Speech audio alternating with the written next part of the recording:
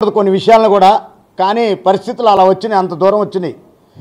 బండెడు సామాన్లు ఎక్కించుకొని వాటర్ క్యాన్లు, వాటర్ బాటిల్స్ అని, ఇవాళ కుర్చీలని, టేబుల్స్ అని రకరకాలుగా మా పనే. కానీ ఒకప్పుడు నిర్మాత పెద్ద పెద్ద సినిమాలు తీసిన నిర్మాత కూడా తక్కువ సామాన్లతోని మా యొక్క పని నడిచేది.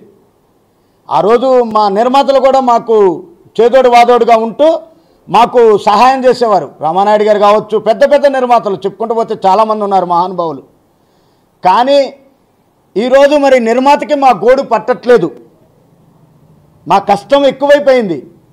మీరు 12 గంటల సేపు అంటున్నారు, కానీ మేము లొకేషన్ కానీ ఉదయం లేచిన దగ్గర నుంచి 16-17 గంటల సేపు మేము పని చేయాల్సి వస్తుంది. అదేవిధంగా నెలలో 15 రోజులు చేసేసరికనే మా యొక్క ఆరోగ్యం క్షీణించిపోతుంది. ఇప్పుడు మీరు తెలియని వాళ్ళు ఎవరూ లేరు. ఇక్కడ బీపీలని, షుగర్లని, రకరకాల జబ్బులు వచ్చి మా యొక్క సంపాదనలో సగం డబ్బులు మా ఆరోగ్యాలకే ఖర్చు అవుతున్నాయి. ఇలాగా రకరకాల బాధలతో ఉన్నాం మేము.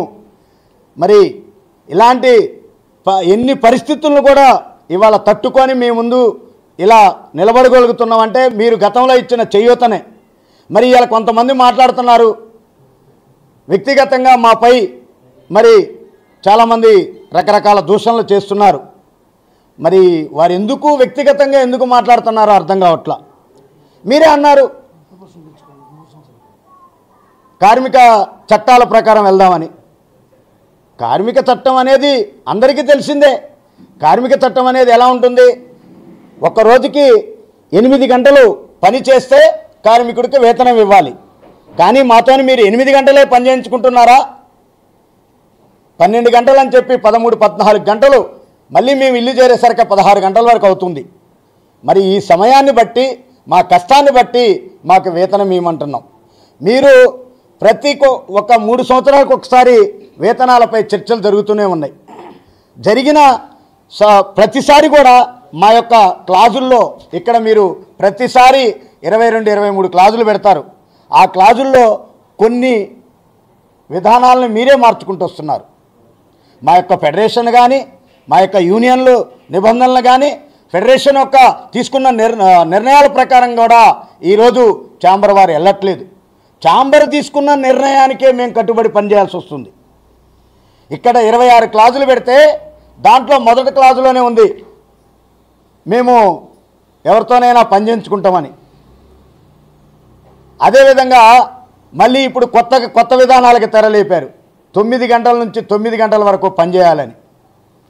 మాకు ఉదయం 6 గంటలకి పనికి వెళ్ళాలంటేనే మేము 4 గంటలకు లేచి 5 గంటలకి సెంటర్కి వచ్చి టిఫిన్లు, టీలు అవన్నీ సామాన్లను ఎక్కించుకొని ఉదయం 7 గంటలకి నీ లొకేషన్కి వెళ్ళాలి. ఒకప్పుడు ఇక్కడ దగ్గర కొద్దిపాటి స్టూడియోల్లో షూటింగులు జరిగాయి. ఇవాళ 30-40 కిలోమీటర్ల దూరంలో షూటింగులు జరుగుతున్నాయి. అక్కడికి ప్రయాణం చేసి మీరు వచ్చే సమయానికి కుర్చీలు వేసి, టేబుల్ వేసి, టిఫిన్ రెడీ చేసి పెడుతున్నాం. మీరు 9 గంటలకు అంటున్నారు, మళ్ళీ నైట్ 9 గంటల వరకు అంటున్నారు. ఈ టైమింగ్ మీకు 12 గంటలలాగానే కనపడవచ్చు, కానీ ఈ 9 గంటల లోపు మేము ఎంత కష్టపడాలి? టిఫిన్ తీసుకోవాలి, టీకి కావాల్సిన సామాగ్రి ఏర్పాటు చేసుకోవాలి, వాటర్ క్యాన్లని, అన్ని కుర్చీలని, టేబుల్లని, మా పని విధానాన్ని చెప్తున్నాను, అన్నీ ఏర్పాటు చేసుకోవాలి. ఇవన్నీ తీసుకొని ముందుగానే మేము 9 గంటలకి బండి ఎక్కాలి అంటే మీ లొకేషన్కి మన షూటింగ్ చేసే స్పాట్ దగ్గరకు వచ్చేసరికి తక్కువలో తక్కువ 10:30-11 అవుతుంది. మీరు అంటున్నారు కదా మరి 9 గంటల కాల్ షీట్ అని. 9 గంటల కాల్ షీట్ అంటే మరి నేను కార్మికుడిని ఏ టైంకి రమ్మని చెప్పాలి? అప్పుడు 8-8:30కో రమ్మనాలి. ఒక 8 గంటలకు వస్తే మళ్ళీ ఒక 1.5-2 గంటల సేపు ఇక్కడ ఈ పని అంతా చేసుకొని 9 గంటలకు బండి ఎక్కితే కానీ మళ్ళీ 30-40 కిలోమీటర్లు ప్రయాణం చేసి మన యొక్క లొకేషన్కి చేరుకోవడానికి మాకు 10:30-11 కూడా కావచ్చు ఈ ట్రాఫిక్లో. ఇలా మళ్ళీ రాత్రి 9 గంటల వరకు అంటున్నారు. రాత్రి 9 గంటల వరకు అంటే 9 గంటలకి మీరు షూటింగ్ ప్యాకప్ చెప్తారని గ్యారంటీ ఉందా? గ్రేస్ టైం అని చెప్పి ఇంకొక హాఫ్ అన్ అవర్ 1 అవర్ అంటారు. ఆ తర్వాత మీరు కూర్చున్న కుర్చీ కూడా తీసుకోవడానికి మేము వెయిట్ చేయాలి. అక్కడే మాకు 10 అవుతుంది. 10 గంటలకు అక్కడ బయలుదేరి మళ్ళీ నేను ఒక గంట, గంటన్నర, 2 గంటల సేపు ప్రయాణం చేసి ఇంటికి వచ్చి వచ్చేసరికి ఎప్పుడే అవుతుంది, నేను రాత్రి భోజనం డిన్నర్ ఎప్పుడు చేయాలి, ఇప్పటికే మా ఆరోగ్యాలు పోతున్నాయి, ఇప్పటికే అనారోగ్యాలు పాలైనాం మేము. ఇవన్నీ మీ విషయాలు మీకు తెలిసినవే, ఇవాళ కొత్తగా ఏమీ చెప్పట్లా నేను.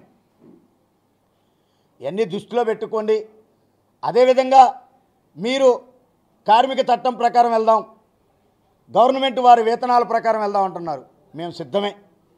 గవర్నమెంట్ వేతనం ఉదయం 6 గంటల నుంచి మధ్యాహ్నం 2 గంటల వరకు 8 గంటల వేతనం మీరు ఇస్తానంటే మేము పనిచేయడానికి సిద్ధమే. ₹1 కూడా పెంచొద్దు మాకు. ఇప్పుడు ఏదైతే వేతనం ఉందో ఆ వేతనం కంటిన్యూ చేసి మాకు 8 గంటలు పనిదినంగా మీరు నిర్ణయం తీసుకుంటే ఆ నిర్ణయానికి మా యూనియన్లు పనిచేయడానికి మేము సిద్ధంగా ఉన్నాం. మాకు ₹1 కూడా వేతనం పెంచొద్దు. ఇక్కడ మేము అడిగేది ఒక్కటే, 12 గంటలని చెప్పి 16-17 గంటల వరకు కూడా పనిచేయాల్సి వస్తుంది. అయినా సరే మీతో పాటే మేము ఉన్నాము కాబట్టి పని చేస్తూనే వస్తున్నాం. కానీ మీరు ఇస్తున్న ఏదైతే వేతనం ₹1280 కాల్ షీట్ వేతనం ఉందో అది సరిపోకనే ఈరోజు రోడ్డు మీదకి రావాల్సి వచ్చిందే తప్ప ఇంకా వేరే విషయాలు ఏమీ కాదు. ఇవన్నీ మీరు అర్థం చేసుకోండి. అర్థం చేసుకొని ప్రతి ఒక్క సమస్యను పరిష్కరించవలసింది మీరే. ప్రతి సమస్య కూడా మీ టేబుల్ మీదనే ఉంది. మా జీవితాలు కూడా మీ చేతుల్లోనే ఉన్నాయి. మా అందరికీ మరి కష్టాన్ని ఎలా తీర్చాలి అనే మార్గం ఆలోచించాల్సింది కూడా మీరే. ఎందుకంటే 1989 నుంచి 2025 వరకు కూడా ఛాంబర్ వారు తీసుకున్న నిర్ణయం ప్రకారమే ఫెడరేషన్ కానీ యూనియన్ సంఘాలు కానీ వెళ్తున్నాయి. అంతేగాని మా యొక్క నిర్ణయాలు కానీ మేము మాట్లాడుతున్న మాటలు కానీ మా యొక్క సమస్యలు కానీ ఎక్కడా వారు పరిష్కరించలేదు. వారు చెప్తున్న మాటలే మేము వింటున్నాం. వారు చేసి ఇస్తున్న అగ్రిమెంట్లకే మేము పనిచేస్తున్నాం. ప్రతి 3 సంవత్సరాలకు ఒకసారి అగ్రిమెంట్ చేసి ఆఫీసులో కూర్చోబెట్టి మా అగ్రిమెంట్ వేతనాన్ని నిర్ణయిస్తున్నారు. ఇవాళ కొంతమంది నిర్మాతలు ఈ మధ్యకాలంలో వచ్చిన వారు తెలియక కొన్ని విషయాలు మాట్లాడుతున్నారు. సాఫ్ట్వేర్ వేతనాలని లేకపోతే మాఫియా అని అంటున్నారు. ఇవన్నీ కరెక్ట్ కాదండి. పెద్దలకి మీకు మరొకసారి తెలియజేస్తున్నాం. మేము ఏదైతే డొనేషన్ పరంగా తీసుకుంటున్న డబ్బు వారి కుటుంబంలో వారి ఇంటి పెద్ద ఏదైనా పరిస్థితి బాగలేక అంగవైకల్యమైనా వారు యాక్సిడెంటల్గా ఏదైనా జరిగినా ఆ కుటుంబానికి మేము అండగా ఉంటున్నాం. ఇవాళ మా యూనియన్ తరపు నుంచి మేము 2017లో భూమిని కొనుగోలు చేసి ఒక్కొక్క కార్మికుడి కుటుంబానికి 150 గజాల స్థలము ఈ యూనియన్ నుంచి ఇవ్వటం జరిగింది. అదేవిధంగా ఎవరైనా యాక్సిడెంటల్గా ఇబ్బందులు పడుతుంటే వారికి హెల్త్ ఇన్సూరెన్స్ చేసి కూడా ఈ యూనియన్ నుంచి వారికి సహాయ సహకారాలు అందిస్తున్నాం. ఇలాగా యూనియన్ అనునిత్యం కార్మికుడికి అండగానే ఉంటుంది. నిర్మాతలే మరి ఈ విషయంలో మాకు సహకారాన్ని అందించట్లేదు. హెల్త్ ఇన్సూరెన్సులు కావచ్చు, యాక్సిడెంటల్గా జరుగుతున్న ప్రమాదాలపైన కానీ మాకు నిర్మాతల సహకారం ఈ మధ్యకాలంలో తగ్గింది. గతంలో మా గురుదేవులు దాసరి నారాయణరావు గారు మా యూనియన్కి వచ్చి కొన్ని సలహాలు సూచనలు ఇస్తే వారి సలహాల సూచనల మేరకు కార్మిక విధానాలని రూపుదిద్దుకొని మేము ఆ విధంగానే వెళ్తున్నాం. అదేవిధంగా ప్రతి నెల 2వ ఆదివారం నాడు మా యొక్క జనరల్ బాడీ సర్వసభ్య సమావేశం ఏర్పాటు చేసుకొని ఈ నెలలో మనం ఏం ఖర్చు పెట్టాం, ఆఫీస్ బేరర్స్కి కానీ ఆఫీస్ స్టాఫ్కి కానీ ఏమి ఖర్చులైనవి, ఏ రూపాయి ఎక్కడ ఖర్చు పెట్టామని చెప్పి ప్రతిదీ కూడా మేము కంప్యూటర్లో అక్షరాలని టైప్ చేపించి ఏం ఖర్చు అవుతుంది ఏంటి అనేది ప్రతిదీ వారికి క్షుణ్ణంగా చూపించి జనరల్ బాడీ సమావేశం జరుపుతాం. అదేవిధంగా year to year auditing report చేపిస్తాం. ప్రతి రూపాయి కూడా ఏ విధంగా వస్తుంది, ప్రతి రూపాయిని దుర్వినియోగం కాకుండా మన యొక్క సంఘ సభ్యులకి ఏ విధంగా ఖర్చు పెడుతున్నాం అనే విధానంతోనే మా యూనియన్లు వెళ్తున్నాయండి. దయచేసి మాపై దుష్ప్రచారాలు మానుకోండి. మేము గతంలో మొన్న మీరు కొంతమంది నిర్మాతలు మాట్లాడారు స్కిల్ లేదని. ఇగోండి, మేము ఎప్పుడో 2015, 2016లోనే మేము మా యొక్క వర్కర్స్తోని సెట్లో పనిచేస్తున్న సెట్ అసిస్టెంట్స్కి, ప్రొడక్షన్లో పనిచేస్తున్న సభ్యులకి గౌరవ మర్యాదపూర్వకంగా ఎలా పనిచేయాలి, నైపుణ్యత, స్కిల్ ఇస్ దేర్ మీనింగ్ నైపుణ్యత ప్రకారంగా మేము పనిచేయాలని చెప్పి మా సభ్యులకి ఇక్కడ వాలంటీర్లను పెట్టి గవర్నమెంట్ వారు పంపించిన ప్రతినిధులతోనే మేము ఈ యొక్క స్కిల్ కార్డు కూడా పొందటం జరిగింది. మరి ఇవాళ మీకు పత్రికల ద్వారాగా, ప్రెస్ ద్వారాగా ముఖ్యంగా ఒకటే తెలియజేస్తున్నాం, మా కష్టాన్ని చూడండి, మా బాధను ఆలకించండి. గతంలో నిర్మాత కడుపులో పెట్టుకొని చూసుకున్నాడు, ఇవాళ ఆ పరిస్థితి లేకుండా పోయింది. ఒకప్పుడు 2-3 రాష్ట్రాల్లో ఆడితే సినిమాలకి మాకు డబుల్ వేతనం, 1.5 వేతనం కూడా ఇచ్చారు. ఇవాళ ఏ సినిమాకు కూడా డబుల్ వేతనాలు ఇచ్చే పరిస్థితి లేదు. మేము కూడా అడగట్లేదు, పరిస్థితులు బాగలేవని. ఒకప్పుడు పని చేస్తే సినిమా హిట్ అయితే మా సభ్యులకి వాచీలని, ఉంగరాలని రకరకాలుగా నిర్మాతలు సన్మానాలు చేసేవాళ్ళు. ఈరోజు ఆ పరిస్థితి లేకుండా పోయింది, దారుణం అయిపోయింది, కష్టం పెరిగిపోయింది. ఈ కష్టాన్ని చేయడానికి మా పిల్లల్ని కూడా మేము తీసుకురాలేని పరిస్థితి. దయచేసి అర్థం చేసుకోండి నిర్మాతలు, మాకు పెద్ద దిక్కు మీరే. మా కష్టాన్ని అర్థం చేసుకొని మా వేతనాన్ని పెంచి మీరు ఇవ్వాలని కోరుకుంటున్నాం తప్ప ఇంకా వేరే ఏ ఉద్దేశంగా కానీ ఏ పర్సనల్ ఎజెండాస్తో కానీ మేము రాలేదండి ముందుకి. మా యొక్క కష్టాన్ని తెలియజేయడం కోసమే మేము ముందుకు వచ్చాం. మేము ఈ పని చేయడానికి మా పిల్లల్ని తీసుకురాలేకపోతున్నాం. మా పిల్లల్ని కొద్దిపాటి చదువులు చదివించుకొని ఏ క్లర్కో, వాచ్మెన్ ఉద్యోగాలకో పంపించుకుంటున్నాం తప్ప ఈ పనికి తీసుకురాలేకపోతున్నాం. మా బాధలను అర్థం చేసుకోండి. మీతో పాటే మేము కూడా కడుపు పట్టుకొని హైదరాబాద్ ఇచ్చిన వాళ్ళమే, ఎక్కడో దూర ప్రాంతాల నుంచి. మా కుటుంబ సభ్యులు ఉన్నారు, మా నిర్మాతలు ఉన్నారు అని చెప్పి వారి కోసమే, వారితో పాటే మేము అని చెప్పి, మేము ఇండస్ట్రీలో వారితో పాటే కలిసి బతకాలని చెప్పి ఇక్కడికి వచ్చాం. కలో గంజో మీతోనే ఉన్నాం, మీతోనే చేస్తున్నాం. అంతేగాని మిమ్మల్ని ఏదో ఉద్దేశించి మీ యొక్క మీకున్న కష్టాలను ఏదో 10 మందికి తెలియజేయాలనో, లేకపోతే నాకున్న కష్టానికి ఏదో 10 మందికి తెలియజేయాలనే కాదు. ఇక్కడ బాధలు అలా ఉన్నాయి, కష్టాలు అలా ఉన్నాయి, పనిచేయలేని పరిస్థితి. మేము ఒక్కొక్కళ్ళం కూడా ఉదయం నుంచి పని మొదలు పెడితే సాయంత్రం వరకు మా కాలుకి మీటర్ కడితే 180-200 కిలోమీటర్ల వరకు తిరుగుతాం. నిర్మాత అంటే ప్రాణం, సినిమా అంటే పిచ్చి, డైరెక్టర్ అంటే పిచ్చి, హీరో అంటే పిచ్చి. ఆ హీరో గారు పక్కకు పోయి వారికి ఒక టీ ఇస్తే అదొక సంతోషంగా భావిస్తాం.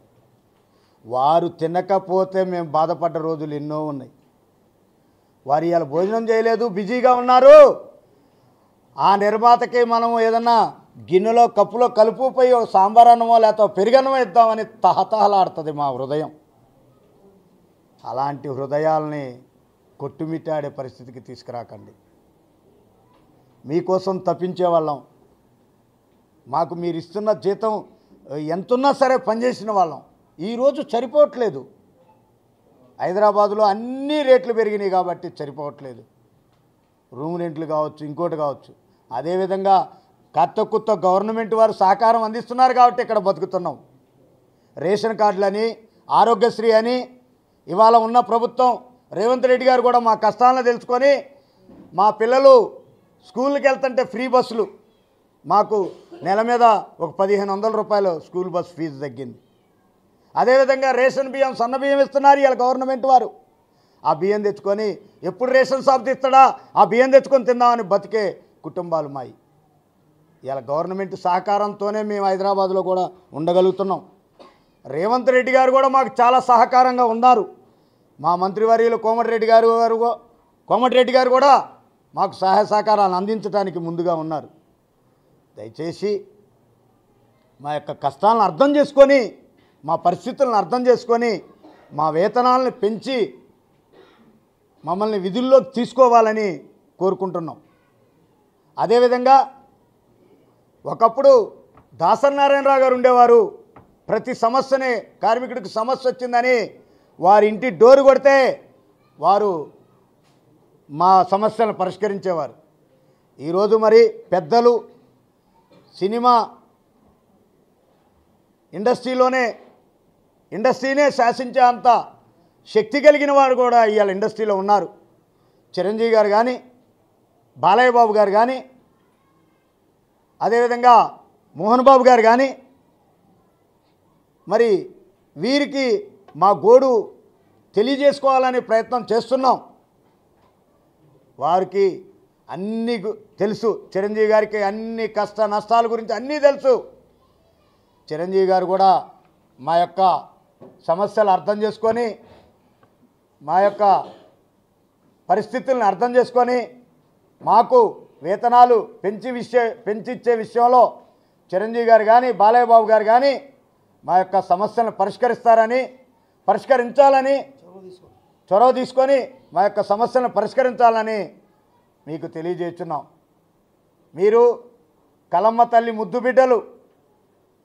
ఇవాళ ఆ కళ వెనక ఉన్న కార్మికుడి కష్టాలని అర్థం చేసుకొని ఈ కష్టాలకి ప్రతిఫలం అందించే విధంగా, అన్ని సమస్యల్ని పరిష్కరించే విధంగా సినిమా పెద్దలు, గవర్నమెంట్ వారు మరి వీటిలో జోక్యం చేసుకొని మా అందరి కష్టాలని తీరుస్తారని మనస్ఫూర్తిగా అందరినీ కోరుకుంటున్నాం. Thank you. ధన్యవాదములు.